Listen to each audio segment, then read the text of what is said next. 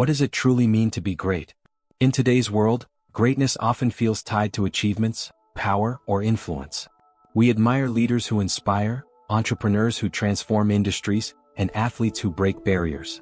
But is that all there is? Could true greatness be something simpler? Something we've been overlooking? Picture this. A revered teacher, someone admired for wisdom and leadership, kneels down. He grabs a basin of water, ties a towel around his waist, and starts washing the feet of his closest followers. These aren't pristine feet. They're dusty, worn from long, rough roads. These men look up to him for guidance, yet here he is, serving them in a way no one expected. In that time and culture, washing feet was reserved for the lowest servant. Yet Jesus Christ, the one they called Lord, willingly takes this humble position. Why would he do this? What message could be so vital that it demanded such a shocking gesture? With this act, Jesus redefined greatness. Not as dominance but as service. It's a perspective that challenges our ideas of leadership and power even today. In this video, we'll explore the deeper meaning of this moment. We'll look at the cultural, spiritual, and personal significance of Jesus' actions and the symbolism behind them. We'll uncover what this act teaches about humility and service. We'll also examine how his disciples, caught up in a world of hierarchy, struggled to grasp this lesson. A struggle that may feel all too familiar. If you've ever felt pressured to chase recognition or wondered about the true meaning of leadership, this story offers timeless answers. Before we dive in, make sure to like this video and subscribe to our channel. Together, let's uncover how a simple act of washing feet can redefine leadership, inspire purpose, and change how we view greatness. In ancient Israel, washing feet wasn't just a practical necessity. It was a deeply ingrained cultural tradition. Imagine travelers trudging along dusty roads under the blazing sun. Their sandals offered little protection against dirt, grime, and sharp stones. By the time they reached their destination, their feet were not just filthy. They were sore, cracked, and aching. When guests arrived, offering water for foot washing was one of the first acts of hospitality. It wasn't simply polite, it provided much-needed relief. In wealthier homes, this task fell to the lowest-ranking servant. In simpler homes, guests often washed their own feet. For a host to personally take on this duty was unheard of. It crossed cultural boundaries and blurred rigid social lines. But foot washing went beyond physical care. It carried symbolic weight, signifying respect, welcome, and care. At the same time, it reinforced societal hierarchies. Masters were served and servants served. For someone of high status to willingly take on this role defied every expectation, often inviting shock or ridicule. This cultural backdrop makes the events of the Last Supper even more extraordinary. Jesus, the leader his disciples called Lord, got down on his knees to wash their feet. This was no mere gesture. It was a bold statement, rejecting the obsession with power and rank. His disciples, stunned and uncomfortable, struggled to process what they were witnessing. Why would Jesus defy centuries of tradition? His act wasn't only about service. It was about redefining leadership itself. In a world consumed by status and authority, Jesus sent an enduring message. True greatness is found in humility and service. The scene unfolds during the Last Supper. Jesus, knowing his time with the disciples is coming to an end and that his sacrifice is near, chooses not to deliver a grand farewell speech. Instead, he performs an act so unexpected that it leaves everyone in stunned silence. As they gather around the table, likely engrossed in conversation, Jesus stands. Without a word, he removes his outer garment, ties a towel around his waist, and pours water into a basin. The sound of the water breaks the chatter, drawing their attention. One by one, he approaches them, kneeling to wash the dirt from their feet. This act defied every social rule. Washing feet was the work of servants, not leaders or teachers. The awkwardness in the room was tangible. Peter, unable to contain himself, blurts out, "Lord, are you going to wash my feet?" His shock and unease reflect a struggle to reconcile this act with his understanding of greatness. Jesus responds with patience, "You do not realize now what I am doing, but later you will understand." Peter resists even more, declaring, "You shall never wash my feet." His words reveal his deeply ingrained belief that humility and leadership cannot coexist. How could the Messiah, the one they believed would liberate Israel, stoop so low? Jesus answers firmly, "Unless I wash you, you have no part with me." These words go beyond Peter's immediate protest. They point to a spiritual cleansing that only Jesus can provide. In that moment, Peter's tone shifts entirely. "Then Lord," he says, "not just my feet but my hands and my head as well." His eagerness reveals his desperation to remain close to Jesus, even if he doesn't fully grasp the lesson. This simple yet profound act redefined what it means to lead, serve, and be great. It challenges us to rethink the values we hold dear and pushes us to embrace humility and service as the true measures of greatness. When Jesus finished washing their feet, he stood, put on his outer garment, and returned to his place at the table. Then he asked a question that would resonate through the ages: "Do you understand what I have done for you? You call me teacher and Lord, and rightly so, for that is what I am. Now that I, your Lord and teacher, have washed your feet, you also should wash one another's feet." This wasn't simply a call to mimic his actions. It was an invitation to adopt an entirely new mindset and way of life. Jesus demonstrated that greatness isn't about being served, it's about serving others. His actions challenged cultural norms and spiritual assumptions, leaving a powerful example of humility, love, and leadership. The act of washing feet wasn't just a one-time gesture. It was a living parable, an embodied teaching about the values of God's kingdom. In this kingdom, greatness isn't defined by the number of people who serve you but by how deeply you care for and serve others. It was a radical message then, and it remains just as countercultural today. But this act didn't occur in a vacuum. It directly addressed an ongoing issue among the disciples. Despite walking with Jesus for years, they still grappled with their own ambitions. That very evening, with the shadow of Jesus' impending sacrifice looming, a dispute arose among them over who was the greatest. This wasn't an isolated incident. Throughout the Gospels, we see the disciples wrestling with their desire for status.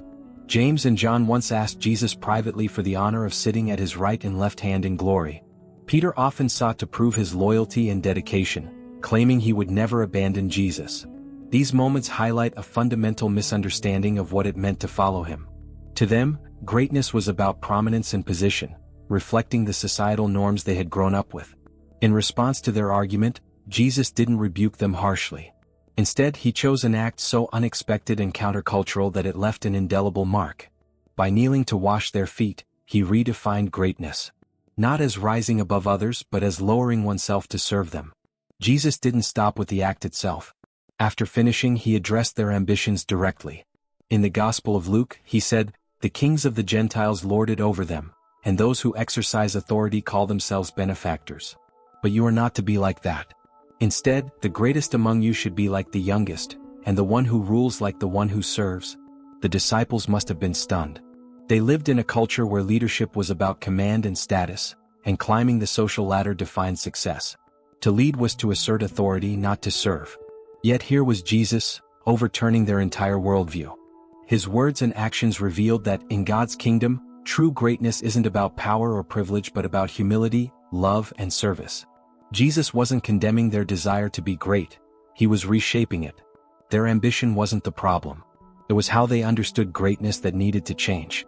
Jesus showed them that in his kingdom, greatness isn't measured by titles or accolades but by the willingness to serve. It's about taking the lowest position and using it to lift others up. This lesson wasn't just for the disciples. It's a truth that challenges us even today. In a world that often equates success with wealth, influence, and fame, Jesus' definition of greatness feels almost radical. It pushes us to examine our own motivations. Are we striving to elevate ourselves, or are we seeking opportunities to serve others? Are we chasing recognition, or are we willing to go unnoticed if it means meeting someone else's needs? Jesus' response to the disciples' argument wasn't merely about correcting their perspective. It was an invitation to a new way of life. He showed them, and us, that the path to true greatness is paved not with ambition or self-promotion but with acts of service that reflect the heart of God's kingdom. The message Jesus shared during the Last Supper wasn't limited to his disciples. It was a declaration of the values that define God's kingdom. In a world obsessed with power and status, Jesus introduced a radically different way of thinking. His act of washing feet was more than an isolated gesture. It was a bold demonstration of humility as the foundation of true greatness. To fully grasp the weight of his message, we must contrast it with the values of his time. In the Greco-Roman world of the first century, society functioned as a rigid hierarchy, like a pyramid. At the top were rulers and elites who enjoyed privilege and control, while at the bottom were servants and laborers, seen as expendable. Humility wasn't celebrated. It was viewed as weakness. Leadership meant asserting authority, not serving others. Within this context, Jesus' actions were revolutionary. By washing his disciples' feet, He shattered societal expectations and revealed that leadership, in God's eyes, is about love, humility, and service. His message challenges us to rethink what it means to lead and to live in a way that reflects the values of God's kingdom. Jesus redefined what it means to lead. By kneeling before his disciples, he demonstrated that the most powerful act a leader can perform is to serve. This wasn't the first time he taught this principle. Earlier in his ministry he said, "The Son of Man did not come to be served, but to serve, and to give his life as a ransom for many." Through his actions he made it clear that service is not a mere addition to leadership. It is its essence. This lesson is echoed in Paul's letter to the Philippians. Speaking of Jesus, Paul writes, "Who, being in very nature God, did not consider equality with God something to be used to his own advantage. Rather, he made himself nothing by taking the very nature of a servant, being made in human likeness." This profound humility wasn't a single moment. It defined Jesus' entire mission. From his incarnation to his sacrifice on the cross, Jesus exemplified what it means to put others before oneself. Jesus also used parables to teach this upside-down logic of the kingdom. In the parable of the Good Samaritan, the hero is not the priest or the Levite who pass by, but the one who stops to serve. In the parable of the wedding feast, Jesus advises, "When you are invited, take the lowest place so that when your host comes he will say to you, 'Friend, move up to a better place.'" Again and again, Jesus emphasized that those who humble themselves will be exalted. For the disciples, this teaching wasn't easy to grasp. They were shaped by the values of their time just as we are shaped by ours. They had absorbed the belief that greatness was about climbing the ladder, gaining recognition, and asserting authority. Yet Jesus consistently challenged these assumptions, pointing them, and us, toward a different way. Humility in God's kingdom is not about thinking less of yourself but about thinking of yourself less. It's about recognizing the inherent worth of others and acting in ways that honor them. This humility transforms relationships, breaks down barriers, and builds communities where service, not status, is the goal. In a society obsessed with self-promotion and individual success, Jesus' message still feels revolutionary. He invites us to shift our focus from what we can gain to what we can give, from climbing the ladder to helping others rise. In God's kingdom, the first will be last and the last will be first. This paradox challenges us to re-evaluate our ambitions and embrace a life of service. The lesson of humility and servanthood that Jesus taught at the Last Supper didn't end with his disciples. It became a cornerstone of the Christian faith, shaping lives and inspiring traditions throughout history. The story of Jesus washing his disciples' feet has motivated countless acts of service and transformed our understanding of leadership and greatness. In the early church, the practice of foot washing became a visible expression of the Christian commitment to humility and mutual service. By the 5th century, it was incorporated into liturgical ceremonies, especially on Maundy Thursday, the day commemorating the Last Supper. Church leaders, including popes and bishops, would wash the feet of their congregants as a reminder of Christ's humility. This ritual wasn't just symbolic. It was a call to action, urging believers to live lives marked by service to others. This tradition continues in many Christian denominations today, particularly in the Roman Catholic Church, where it is performed during Holy Week. Pope Francis, known for his focus on humility and social justice, has brought fresh meaning to this practice. Departing from tradition, he has washed the feet of refugees, prisoners, and people of diverse faiths. These actions remind us that Christ's message transcends all boundaries, calling us to serve not just those close to us but also the marginalized and forgotten. But the lesson of foot washing isn't confined to church rituals. Throughout history, individuals have lived out this principle in their lives and leadership. One striking example is Mother Teresa, who dedicated her life to serving the poorest of the poor in the slums of Kolkata. Her humility wasn't shown in grand gestures but in small, daily acts of love. Washing the wounds of lepers, feeding the hungry, and offering dignity to those forgotten by society. She once said, "Not all of us can do great things, but we can do small things with great love." Her life stands as a testament to the transformative power of humility and service. Another powerful example is Martin Luther King Jr., whose leadership in the civil rights movement was rooted in servanthood and justice. King often spoke of the drum major instinct, the desire for greatness, and how it must be redirected toward serving others. He believed true greatness comes not from personal glory but from lifting others up. His willingness to serve, even at great personal risk, reflected the very essence of Jesus' teaching. Even today, the lessons of foot washing challenge societal norms. In a world that glorifies power, individualism, and self-promotion, acts of humble service often go unnoticed. Yet it is through these small, selfless acts that communities are strengthened. Whether it's helping a neighbor, volunteering at a shelter, or offering kindness to a stranger, these moments carry the spirit of Jesus' teaching. The symbolism of foot washing also has a deeper, spiritual meaning. It reminds us of the need for daily renewal, not just of our bodies but of our hearts.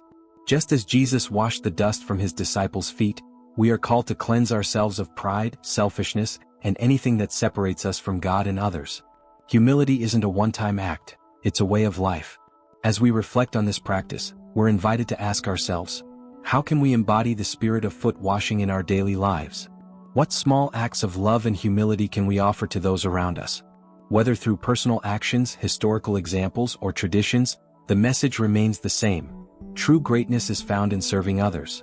The legacy of foot washing reminds us that no act of service is too small to matter. In every era and context, this lesson has inspired leaders, challenged societal norms, and called people to live lives of humility and love. It's a story that transcends time, offering a blueprint for building a world rooted in compassion and care. The story of Jesus washing his disciples' feet is as relevant today as it was 2,000 years ago. In a world dominated by competition, self-promotion, and the relentless pursuit of success, his message of humility and service calls us to reconsider what it means to lead and live well. It's an invitation to reflect on how we define success and where we find our purpose. At its core, foot washing symbolizes servanthood, a willingness to put others before ourselves. This doesn't mean we need to literally wash someone's feet. Instead, it's about adopting a mindset of humility and looking for opportunities to serve others in meaningful ways. Think about the small, everyday ways we can serve. It might be helping a colleague with a project, listening to someone who's struggling, or lending a hand to a neighbor in need. These seemingly simple acts embody the heart of foot washing, putting others first even when it's inconvenient. In the workplace, this could mean mentoring a teammate or sharing credit for a group's success. In relationships, it might involve prioritizing a loved one's needs or offering forgiveness when it's difficult. These moments of service create ripples of kindness and humility that can transform not just individuals but entire communities. Foot washing also challenges us to confront our own pride. Are there tasks we avoid because we think they're beneath us?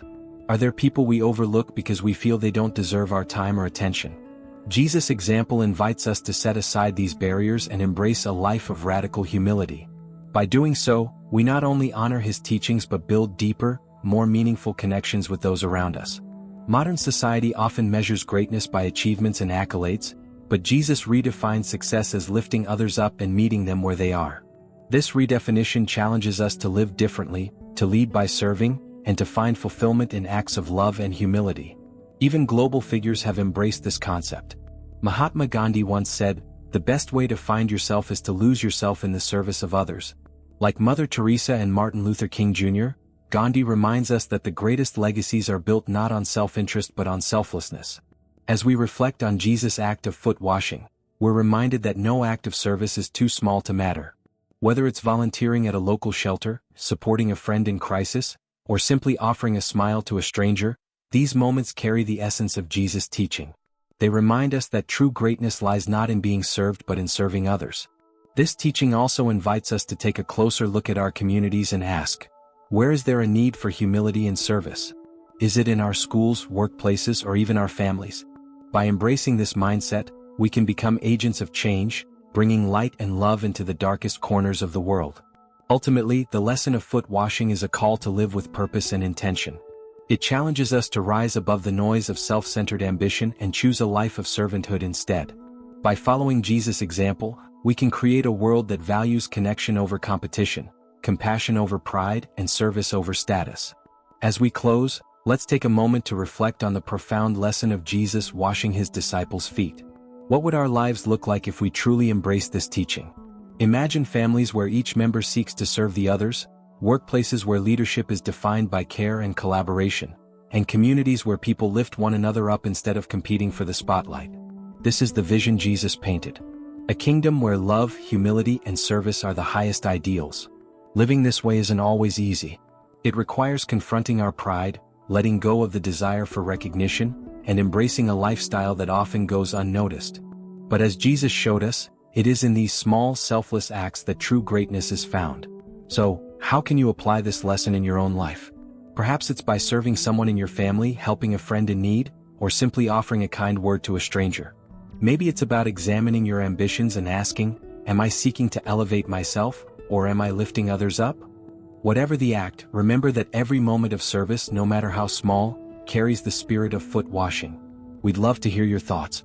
How has this story inspired you? Have you experienced the power of humility and service in your own life? Share your reflections in the comments below, and let's continue this conversation together. If this message resonated with you, like this video and subscribe to our channel. Let's spread the light of this lesson far and wide, inspiring others to embrace the beauty of humility and the power of serving one another. Together, we can create a world that reflects the values of God's kingdom, one small act of service at a time.